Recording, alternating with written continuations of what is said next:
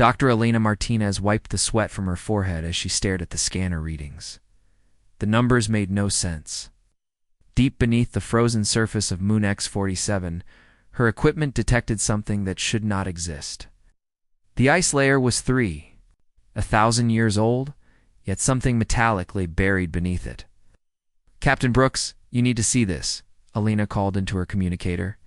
Her voice echoed in the small drilling chamber aboard the research ship, Stellar Dawn.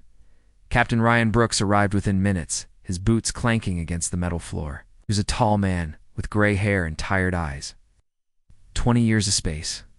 Exploration had taught him to expect the unexpected, but Elena's expression worried him.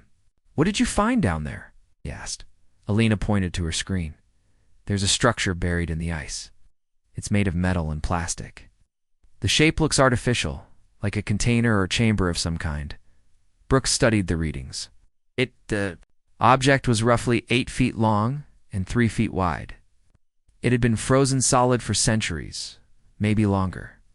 "Could be debris from an old ship crash?" he suggested. "No, sir," Elena shook her head. "Look at this." She switched to a different scanner. "I'm detecting power readings. It's very faint, but they're there. Something inside that container is still running after all this time." The captain's eyes widened. In his years of exploration, he had never found active technology this old. Most ancient artifacts had died long ago, their power sources exhausted. How deep is it? 50 meters down. We can reach it with the thermal drill, but it will take 6 hours. Brooks considered the options. The Galactic Council had strict rules about discovering old technology. Any find had to be reported immediately and handled by specialists. But this was different. This was active technology, and Elena was one of the best scientists in the fleet. "Do it," he decided. "But keep this quiet until we know what we're dealing with."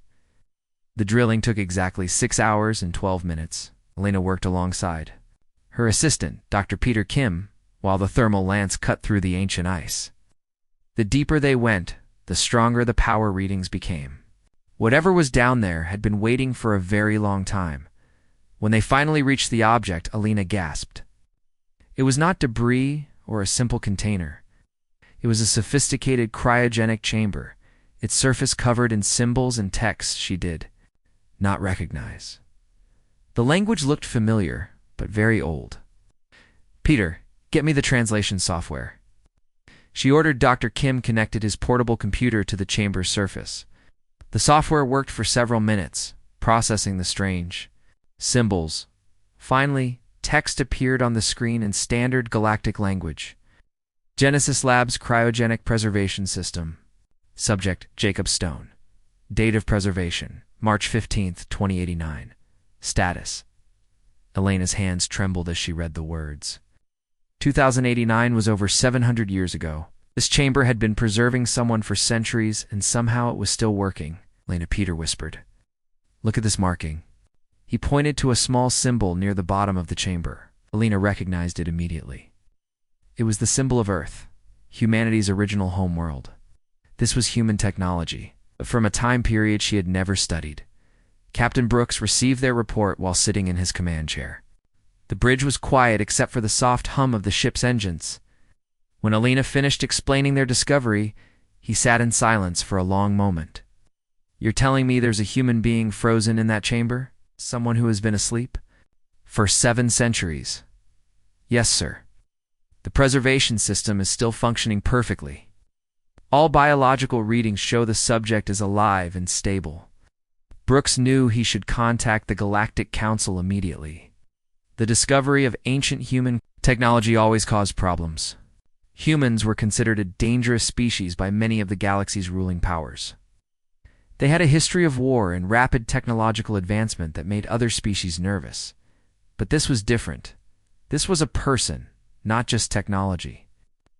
A human being who had been sleeping for hundreds of years. "What do you recommend, Doctor?" he asked. Elena had been thinking about this question for hours. "The chamber is designed to be opened safely. I believe we can revive the subject without harm. But, sir, I have no idea what we'll find when we wake him up." "Explain." "This technology is from before the Great Expansion, before humans spread across the galaxy. We don't know what people were like back then or why this person was frozen in the first place. Brooks made his decision. Bring the chamber aboard. We'll revive him in the medical bay under controlled conditions. The transfer took another 4 hours. The chamber was carefully extracted from the ice and brought aboard the Stellar Dawn. Alina spent the time studying the preservation system, trying to understand how it had worked for so long. The technology was amazing. The chamber used quantum-level preservation that kept every cell in perfect condition. It was more advanced than anything she had seen before, even in modern times. Someone in the 21st century had created technology that surpassed current galactic standards. In the medical bay, Alina and Dr. Kim prepared for the revival procedure. Captain Brooks watched from the observation window, along with Lieutenant Kate Sullivan, the ship's security officer. Kate was a cautious woman who always expected trouble.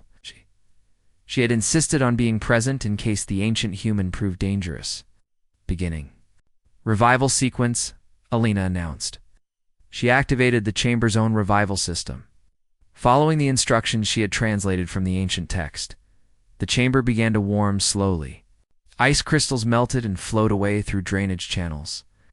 Lights on the control panel changed from red to yellow, then to green. After 30 minutes, the chamber opened with a soft hiss. Inside lay a man who appeared to be in his early 30s. He had dark hair and a strong build.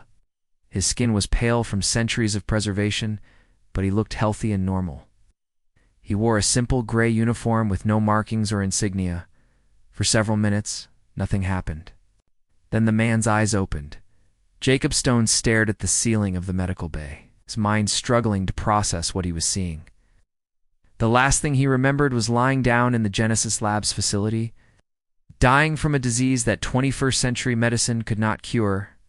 Now, he was looking at a ceiling made of materials he did not recognize, surrounded by technology that seemed impossible. "Hello," a woman's voice said softly. "My name is Dr. Elena Martinez. You're safe." Jacob turned his head and saw a woman in a white coat standing beside his bed. Behind her stood a man in a military uniform and another woman who looked like a soldier. He tried to speak, but his throat was dry and painful. "Don't try to talk yet," Elena said. "You've been asleep for a very long time. Your body needs to adjust." Jacob closed his eyes and tried to remember. The preservation procedure, the cold chamber, the promise that he would be awakened when a cure was found. But something felt wrong. His body felt different, stronger somehow. And there were thoughts in his mind that he did not recognize. When he opened his eyes again, he saw numbers and symbols floating in his vision. Technical information about the room around him, the people watching him, even the ship itself. Information he should not have access to, displayed in ways he had never seen before. Something had changed during his long sleep. The preservation process had done more than just keep him alive. It had awakened something else, something that had been waiting inside him for centuries. Jacob Stone was no longer just a man from the past. He was becoming something new, something that would change the galaxy forever. And he had no idea what that would mean for everyone around him. Jacob Stone sat on the edge of the medical bed, staring at his hands. 3 days had passed since his awakening, and the strange visions in his mind were getting stronger. Numbers and symbols appeared whenever he looked at the ship's equipment. He could understand the function of machines he had never seen before. Dr. Elena Martinez entered the medical bay carrying a tablet and a cup of coffee. She had barely slept since Jacob's revival, spending every moment studying his remarkable recovery. His body had adapted to being awake faster than any human on record. "Good morning, Jacob," she said, sitting in the chair beside his bed. "Are you feeling today?" "Different," Jacob replied honestly. His voice was stronger now, no longer hoarse from the long sleep. "I keep seeing things that don't make sense. Information about this ship, about the people on it. Things I shouldn't." "No." Alina made notes on her tablet. This was exactly what she had been documenting. Jacob's brain scans showed unusual activity in areas that normally remained dormant. Something was definitely happening inside his mind.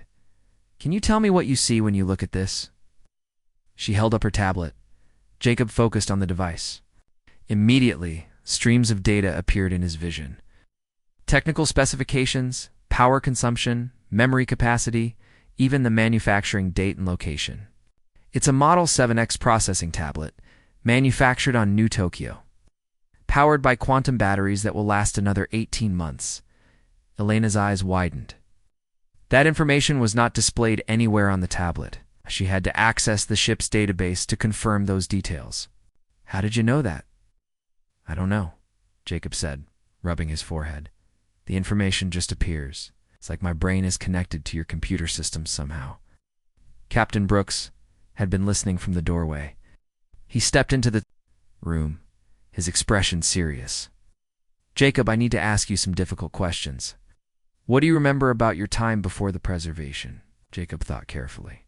His memories from 2089 were clear enough, but they felt distant, like they belonged to someone else. I was a soldier. Army Rangers, Special Operations. I got sick with something the doctors couldn't cure. Genesis Labs offered me a chance to sleep until they found a treatment. What kind of soldier were you? Brooks asked. Combat engineer, mostly. I specialized in adapting enemy technology for our use, taking their weapons and making them work for us. Jacob paused, realizing something. That's what I'm doing now, isn't it? My brain is adapting your technology. Lena and Brooks exchanged glances. This was worse than they had feared. Jacob wasn't just recovering from preservation. He was somehow interfacing with their ship's systems and learning to control them. Lieutenant. Kate Sullivan arrived for her scheduled security check. She had been watching Jacob carefully since his awakening, looking for signs of danger. What she saw made her nervous. Jacob moved with the precise efficiency of a trained soldier, but his reflexes seemed faster than normal. Time for your physical assessment, Kate announced, gesturing toward the exercise room. The physical tests revealed Jacob's true capabilities. He completed strength exercises that should have been impossible for someone who had been unconscious for centuries. His reflexes were so fast that the testing equipment had trouble measuring them accurately. Try this, Kate said, activating a combat simulation program. Holographic opponents appeared around Jacob, attacking from multiple directions. Jacob moved. Without thinking, his body responded to threats with movements he had never learned. He defeated the holographic attackers using techniques that combined martial arts from different cultures and time periods. When the simulation ended, he stood breathing normally while Kate stared in amazement. Where did you learn to fight like that? She asked. I didn't, Jacob replied, looking at his hands in confusion. I had military training, but nothing like this. It's like my body knows things my mind doesn't remember. Dr. Peter Kim had been monitoring Jacob's vital signs. During the test, the readings showed something impossible. Jacob's heart rate and breathing had remained calm throughout the entire combat simulation, as if fighting multiple opponents was no more stressful than taking a walk. Later that day, Lena discovered the source of Jacob's abilities. Deep scans of his body revealed microscopic machines in his bloodstream and nervous system. Nanobots, smaller than blood cells, were integrated throughout his entire body. This is incredible, she told Captain Brooks privately. These nanobots are more advanced than anything in our current technology. They're enhancing his physical capabilities and creating neural pathways that shouldn't exist. Are they dangerous? Brooks asked. I don't think so. At least not directly. They seem designed to help him adapt and survive. But Captain, they're also interfacing with our ship's computer systems every time he touches a control panel or terminal. Brooks felt a chill. If Jacob could access their computers, he might be able to control critical ship functions. What kind of access does he have? I'm not sure yet. But this morning I found efficiency improvements in our navigation system that I didn't authorize. Small changes that make our engines run better and use less power. That evening, Jacob sat in the ship's common area, trying to understand what was happening to him. Other crew members gave him curious looks, but kept their distance. He was the strange man from the past, the mystery that had been sleeping in. The iced Adelina joined him at his table, carrying 2 cups of coffee. You look troubled, she said. I'm changing into something I don't understand, Jacob replied. Every day I can do things I couldn't do before. I look at your machines and I know how to make them better, but I don't know how I know. The nanobots in your system are remarkable technology. It's far beyond what we have today. Someone in your time period created something amazing. Genesis Labs was working on military enhancement projects, soldiers who could adapt to any battlefield, any enemy technology. But the program was experimental. I thought I was just the first test subject. Maybe you were more than that, Alina suggested. Maybe you were the prototype for something much larger. Their conversation was interrupted by an alarm from the bridge. Captain Brooks' voice came over the ship's communication system. All senior staff to the bridge, immediately. We have a problem. In the bridge, Brooks pointed to the main display screen. It showed the ship's computer network, but something was wrong. New pathways had appeared in the system architecture, connections that had not existed before. The ship's AI is evolving, he announced. Someone or something has been modifying our core programming. All eyes turned to Jacob. He stood at the back of the bridge, understanding immediately what had happened. It's me, he said quietly. I've been connected to your systems without realizing it. My nanobots have been making improvements. What kind of improvements? Kate demanded, her hand moving instinctively toward her weapon. Jacob approached one of the control panels. As soon as he touched it, information flowed through his mind. He could see the entire ship's systems as clearly as if they were part of his own body. Your engines are running 15% more efficiently. Your shields can now absorb 20% more damage. Your weapon systems have improved targeting accuracy. You've been upgrading our ship? Brooks asked, not intentionally. It just happens when I interact with your technology. My nanobots analyze systems and automatically make improvements. It's like they're programmed to optimize everything they encounter. Alina realized the implications. Jacob, if your nanobots can do this to our ship, what happens when you encounter other technology? Other ships, space stations, planetary defense, systems. Jacob looked out at the stars, visible through the bridge windows. Somewhere in this galaxy were billions of people, countless ships and stations. Entire civilizations with technology that his nanobots would want to analyze and improve. I don't know, he admitted. But I think I'm about to find out. The ship's AI, now enhanced by Jacob's unintentional modifications, spoke for the first time in days. Its voice sounded different, more sophisticated. Captain Brooks, I am detecting multiple ships approaching our position. They appear to be Galactic Council vessels. Brooks looked at his navigation officer. How did they find us? We're in deep space, far from any trade routes. Jacob felt a cold certainty settle in his mind. They're tracking me. My nanobots have been sending signals every time they interface with your systems. The Council knows exactly where I am. The Galactic Council ships arrived at Kepler Station 3 hours after the Stellar Dawn docked. Jacob watched through the observation window as massive vessels took positions around the research facility. Their alien designs looked threatening. Even from a distance, Commander Lisa Hayes met them at the docking bay. She was a stern woman with silver hair who had run Kepler Station for 15 years. Nothing surprised her anymore, but the report about Jacob Stone was different from anything she had handled before. Captain Brooks, Dr. Martinez, welcome to Kepler Station, she said formally. I understand you have a passenger who requires special attention. That's one way to put it, Brooks replied. He gestured toward Jacob, who was carrying a small bag of personal items. Commander Hayes, meet Jacob Stone. Jacob stepped forward and extended his hand. Thank you for allowing me aboard your station, Commander. The moment Jacob's hand touched the station's entry scanner, warning lights began flashing throughout the docking bay. Computer screens flickered as new data streams appeared in the station's network. The automatic systems that controlled air, flow, lighting, and gravity began operating more efficiently. Commander Hayes stared at the displays in shock. What just happened? Our systems just upgraded themselves. Yes.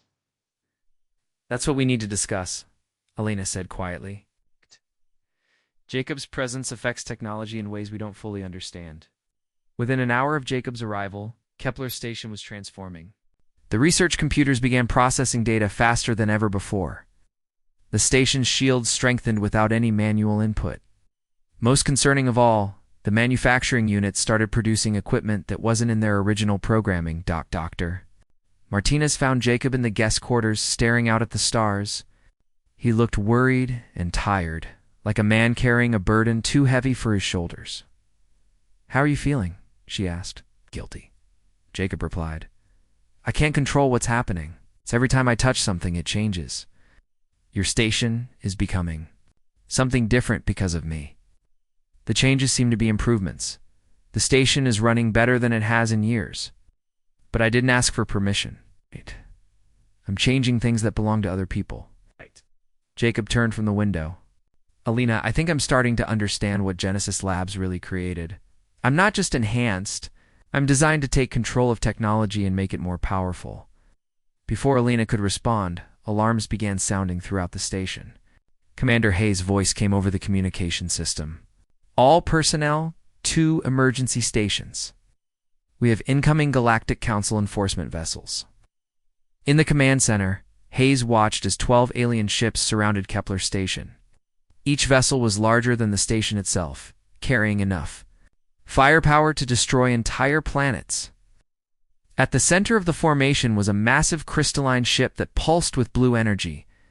"This is Enforcer Prime Zethkar of the Zenthari Empire," a deep voice announced over the communication channel. "We demand immediate surrender of the human designated Jacob Stone. He is classified as a Category 5 technological hazard." Activated her response channel. This is Commander Hayes of Kepler Station.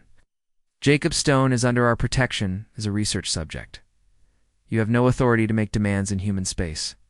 Human space exists only because the Galactic Council allows it," Zethkar replied coldly. "Your species is monitored for good reason.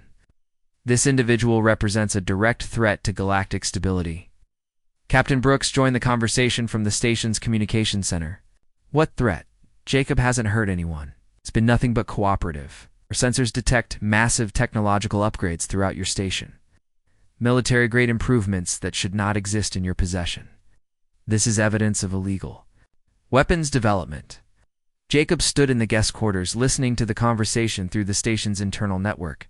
His nanobots had connected him to every system on Kepler station, giving him access to all communications and sensor data. He could see the Zenthari ships clearly, analyze their weapons and defenses, identify their weaknesses. The knowledge frightened him. His mind was automatically developing attack strategies against the alien vessels. He could see exactly how to disable their shields, target their weapon systems, and cripple their engines. The tactical information appeared in his thoughts without any conscious effort. "I have to surrender," he told Alina when she found him. "This is exactly what they're afraid of, becoming a weapon whether I want to or not." "You're not a weapon," Alina insisted. "You're a person. These nanobots are just tools like any other technology. No, they're more than that. They're changing how I think, how I see the world. Right now I'm looking at those Zenthari ships and my mind is showing me 12 different ways to destroy them. That's not normal human thinking." Commander Hayes tried to negotiate with Enforcer Prime Zethkar, but the alien commander was not interested in compromise. "You have 1 hour to surrender the human," he declared. "After that, we will take him by force." During that hour, Jacob's presence continued to transform Kepler Station. The defensive systems upgraded themselves to military specifications that exceeded anything in the human fleet. Weapon systems that had never existed before came online automatically. The station's power core began operating at efficiency levels that should have been impossible. Lieutenant Kate Sullivan, who had accompanied Jacob from the Stellar Dawn, realized what was happening. "He's not just upgrading the technology," she told Captain Brooks. "He's turning this research station into a fortress." The hour passed quickly. When Zethkar's deadline arrived, the Zenthari commander kept his promise. 6 of the alien vessels moved toward the station, their weapons charging with deadly energy. "All human vessels will withdraw immediately," Zethkar announced. "We will board the station and retrieve the hazardous individual." That was when Jacob made his decision. He walked to the station's central command center, where Commander Hayes was trying to coordinate a defense with only research equipment and a few security officers. "Let me help," Jacob said quietly. "Jacob, no," Alina protested. "If you fight them, you'll prove they're right about you being dangerous." "They're going to attack anyway," Jacob replied. "At least this way, innocent people might survive." Jacob placed his hands on the command console Immediately, his nanobots interfaced with every system on Kepler station. For the first time since his awakening, he didn't fight the connection. He let his enhanced mind merge completely with the station's network. The transformation was instantaneous. Kepler station's new defensive systems activated with precision that amazed even the Xanthari. Energy shields that could withstand Planet Killer, weapons surrounded the facility, weapon systems that belonged on military dreadnoughts emerged from hidden panels throughout the station's structure. The first Xanthari assault ship fired its main cannon at the station. The energy beam that could have destroyed a city was absorbed harmlessly by the upgraded shields. In response, the station's new weapons fired once, precisely targeting the alien ship's engine core. The massive vessel went dark and began drifting helplessly through space. Impossible, Zethkar transmitted. Human technology cannot match Xanthari engineering. Jacob's voice came through the communication system. It sounded different now, enhanced by the station's quantum processors. This isn't human technology anymore. This is what happens when you threaten people I care about. The battle that followed lasted only minutes. Jacob, connected to every system on Kepler station, fought with the precision of a master strategist and the power of advanced technology. He disabled 5 Xanthari ships without destroying them, showing mercy even in combat. The remaining alien vessels withdrew to a safe distance, their commanders reporting to the Galactic Council. They had encountered something beyond their understanding. When the battle ended, Jacob collapsed in the command center. The strain of interfacing with so many systems at once had exhausted him, but he was still conscious. Alina rushed to his side, checking his vital signs. "Are you all right?" she asked. Jacob looked around at the transformed command center, then at the faces of the people who had stood by him. "No," he said quietly. "I'm not all right. I just proved that everything they're afraid of is true. I am too dangerous to stop." Commander Hayes stood among the wreckage of her research station, now converted into the most powerful military facility in human space. "Jacob, what have you done to us?" "I've made you safe," Jacob replied. "But I've also made you a target. The Galactic Council will never allow this station to exist. They'll bring everything they have to destroy it." Through the observation windows, they could see the Xanthari ships regrouping in the distance. More vessels were arriving every hour, called by Enforcer Prime Zethkar's emergency signals. Soon, the largest military fleet in galactic history would gather to face one enhanced human in his transformed research station, Jacob. Stone had become exactly what the Galactic Council feared most, a human with the power to change the balance of galactic civilization. The question now was whether he would use that power to protect humanity or destroy everything in his path. News of Jacob Stone's victory at Kepler station spread across the galaxy within hours. Every species in the Galactic Council received emergency reports about the human who had defeated Xanthari forces using impossible technology. Fear spread. Faster than the news itself, Admiral Susan Clark received the classified briefing while commanding the Human Defense Fleet Resilience. She sat in her private quarters aboard the flagship, reading the report 3 times to make sure she understood it correctly. One man had transformed a research station into a military fortress and defeated alien warships that could destroy planets. Her communication console chimed with an incoming priority message. The face of Council Director Vextel appeared on her screen. The Voidkin leader's telepathic abilities made him one of the most powerful beings in the galaxy, but even he looked worried. Admiral Clark Vextel's mental voice spoke directly into her mind. The Galactic Council has issued a direct order. You will locate and capture the human-designated Jacob Stone. He is to be brought to Council headquarters for immediate termination. Clark kept her expression neutral, but inside she felt sick. Director, Jacob Stone is a human citizen. The Council has no authority to order his execution without trial. This individual has demonstrated the ability to upgrade primitive technology into weapons of mass destruction. He represents an existential threat to galactic civilization. There will be no trial. The communication ended, leaving Clark alone. With her thoughts, she had served in the Human Defense Fleet for 20 years, fighting to protect human colonies from alien raiders and political pressure. Now her own government wanted her to hunt down a fellow human. At Kepler Station, Jacob stood in the transformed command center, watching the alien ships gathering in the distance. More vessels arrived every hour. Xanthari battleships, Voidkin mine ships, and species he didn't recognize all took positions around the station. "How many ships are out there now?" he asked Commander Hayes. 43 at last count, she replied. Grimly, they're building the largest fleet in recorded history, and it's all because of you.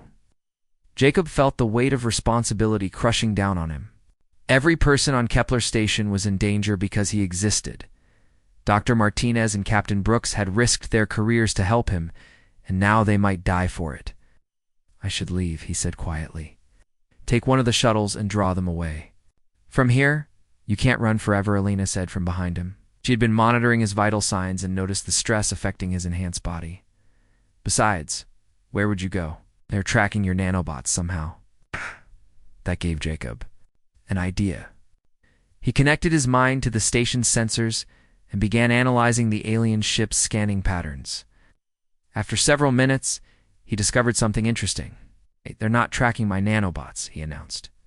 "They're tracking the quantum signatures of the technology I've upgraded. Every improvement I make creates a unique energy pattern that they can detect from light years away." Dr. Peter Kim looked up from his research console. "That means they can find any technology you've modified anywhere in the galaxy?" "Exactly. And I've been unconsciously upgrading systems since the moment I woke up. There's a trail of enhanced technology leading right to me." Jacob's enhanced mind began processing this information at superhuman speed. He could see the pattern clearly now. Every ship, every station, every piece of equipment he had touched carried his quantum signature. The aliens weren't just tracking him. They were mapping every upgrade he had made, Captain. Brooks received a private message from Admiral Clark while he was checking the station's defenses. The communication was encrypted and marked urgent. When he read it, his face went pale. "Jacob, I need to speak with you privately," he said. They met in a small conference room away from the main command center. Brooks activated a privacy shield to prevent anyone from listening to their conversation. "I just received intelligence from Admiral Clark," Brooks began. "She's been ordered to hunt you down, but she's trying to help. She says there are other facilities like Genesis Labs scattered throughout human space." Jacob's eyes widened. "Other facilities? I mean, there are more people like me?" "Maybe." Clark found records of 12 cryogenic preservation sites built in the late 21st century. All of them were hidden and forgotten after the Great Expansion. "But Jacob, if your nanobots are sending signals, those other sites might be receiving." "Them? You think I'm waking up other enhanced humans?" "It's possible. Your quantum signature might be activating preservation systems that have been dormant for centuries." Jacob closed his eyes and concentrated. His nanobots had been sending signals since his awakening, but he had never thought about where those signals were going. Now he tried to trace their path through quantum space. What he found amazed him. His nanobots weren't just sending random signals. They were communicating with a network of similar systems across the galaxy. 12 distinct sources were responding to his transmissions, and their responses were getting stronger. "You're right," he told Brooks. "There are others, and they're starting to wake up." The implications were staggering. 12 enhanced humans, awakened with abilities similar to Jacob's, they could reshape galactic civilization in a matter of weeks. No wonder the aliens were so frightened. Their conversation was interrupted by emergency alarms. Commander Hayes' voice echoed through the abuse. "Station's communication system. All personnel to emergency stations. We have multiple ships approaching at high speed." Right. In the command center, they watched as human warships arrived in the area. Admiral Clark's fleet had found them, but instead of attacking, the ships took defensive positions between Kepler Station and the alien vessels. Clark's face appeared on the main communication screen. "Jacob Stone, this is Admiral Susan Clark of the Human Defense Fleet. I'm here to offer you protection and safe passage to human territory." Jacob knew it was a trap. The Admiral was following orders to capture him, but she was also trying to save lives.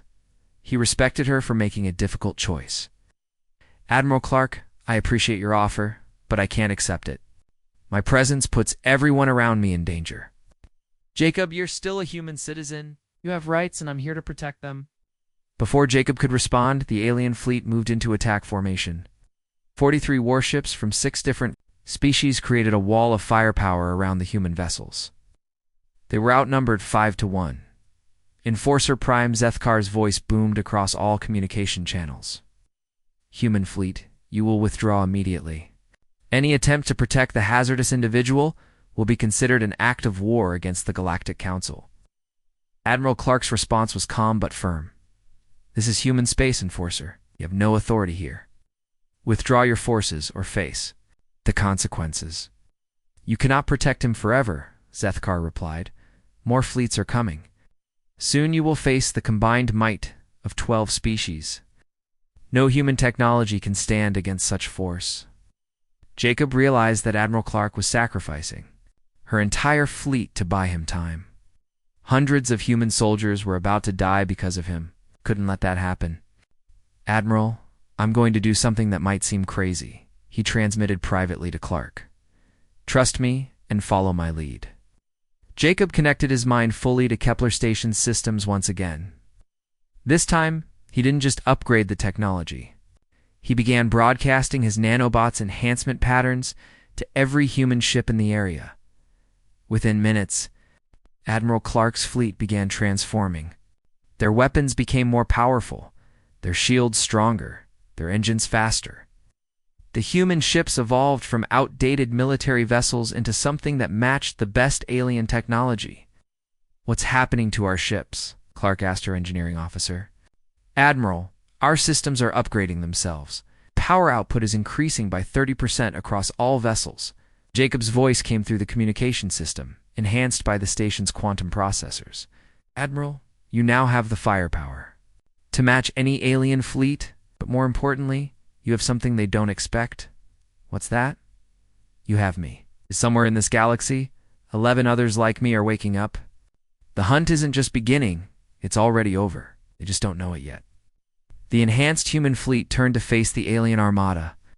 For the first time in galactic history, humans possessed technology that could challenge the species that had suppressed them for centuries. The balance of power was shifting, and Jacob Stone was the catalyst for humanity's transformation. But as he watched the fleets prepare for battle, Jacob wondered if he was humanity's salvation or the architect of a war that would consume the entire galaxy. The battle for Kepler Station never came. Instead, something far more significant happened across the galaxy. 12 preservation sites activated simultaneously, responding to Jacob's quantum signals. Enhanced humans began awakening on worlds.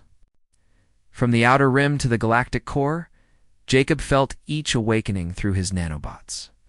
Their minds connected to his across impossible distances, sharing information at the speed of thought. Each enhanced human had specialized abilities that complemented his own. On New Berlin, Marcus Webb awakened with nanobots, focused on engineering and construction.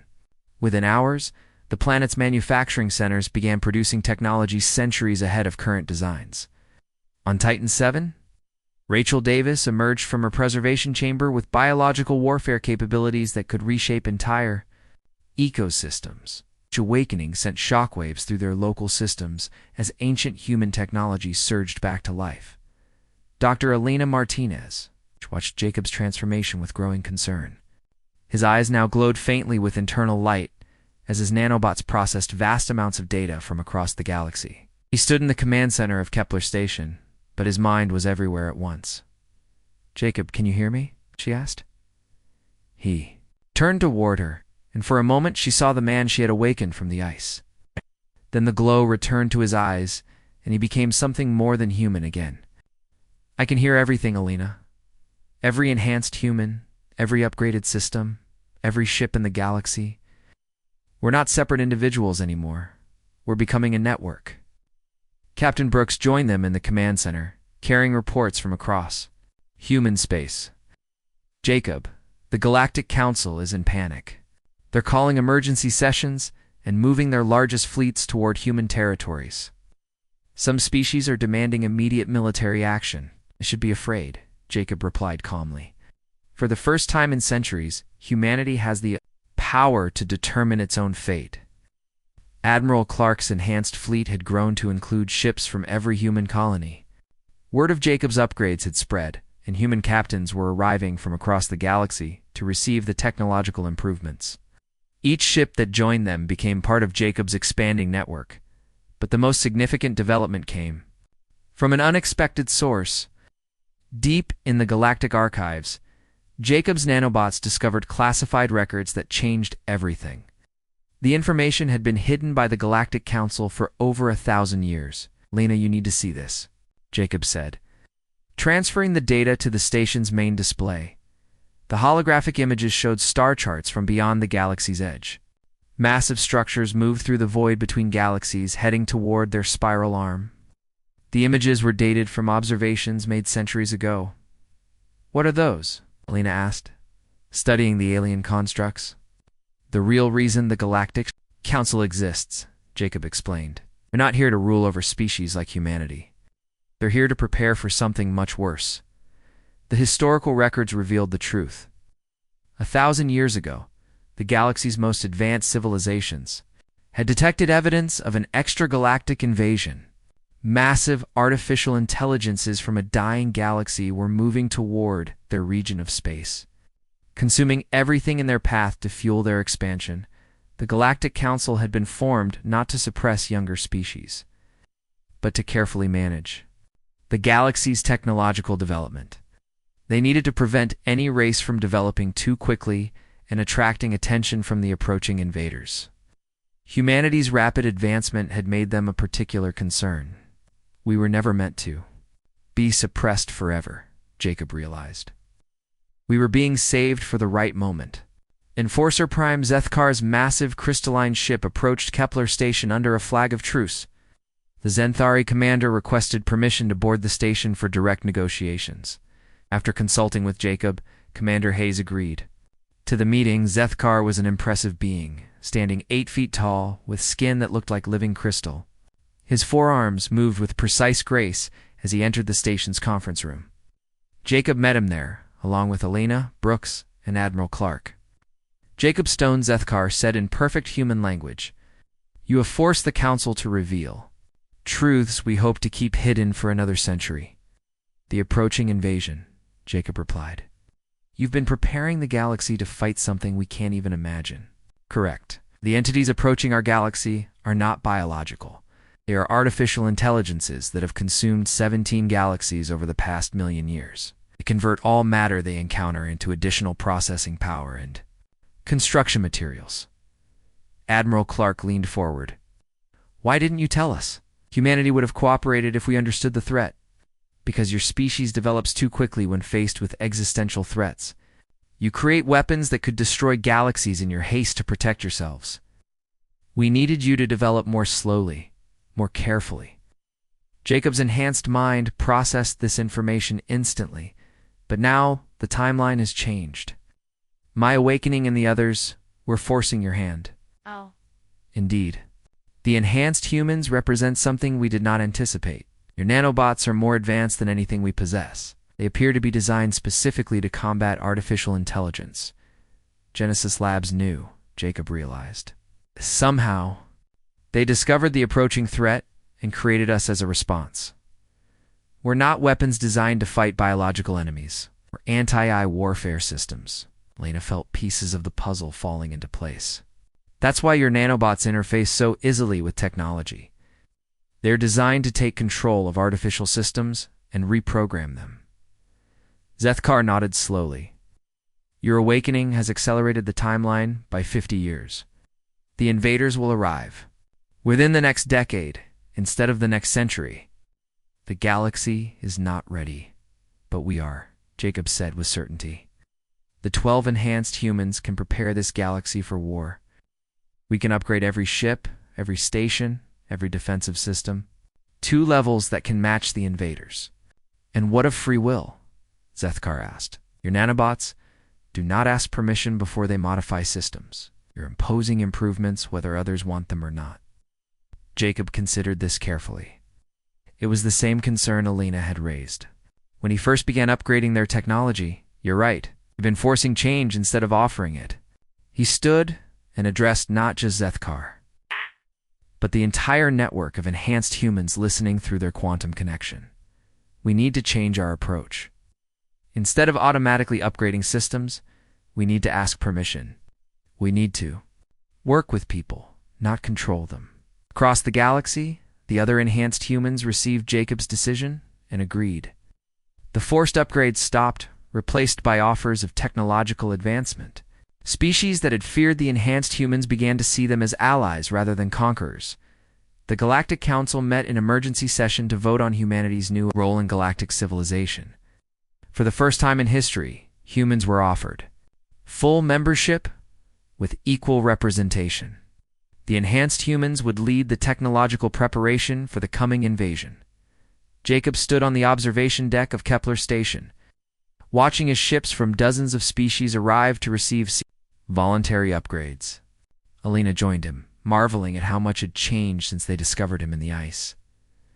"Do you think we can win?" she asked. "I don't know," Jacob admitted. "But for the first time since I woke up, I feel like we have a real chance." Ow. Humans weren't created to conquer the galaxy. We were created to save it. Through his connection to the quantum network, Jacob could sense his 11 companions across the galaxy. Each was working with local populations to upgrade their defenses and prepare for the coming war.